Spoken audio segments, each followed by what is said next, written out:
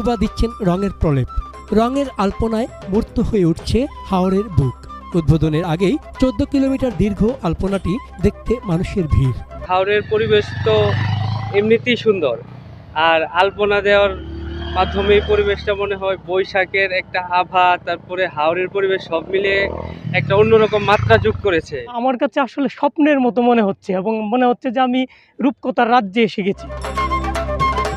Asiatic experiential marketing limited, Banglalink digital communications limited ও Berger paints Bangladesh লিমিটেডের যৌথ উদ্যোগের এই আয়োজনের নাম দেওয়া হয়েছে আলপনায় বৈশাখ 1431।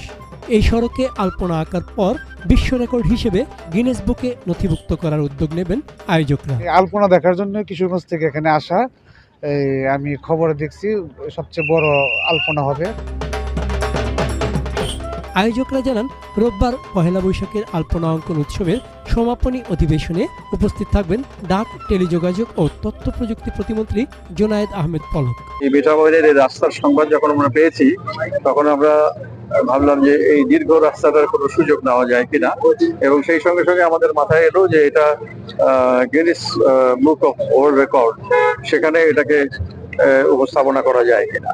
তো সেই চিন্তা থেকে আমরা এই উদ্যোগটি গ্রহণ করেছি। এতদিন শুধু দেশের মানুষ জেনেছে এই রাস্তা সম্পর্কে, এখন বিদেশিরাও জানবে এই রাস্তা সম্পর্কে, তারাও আসবে এই রাস্তাটা দেখার জন্য। চন্দন পাল, ডেস্ক রিপোর্ট, এটিএন নিউজ।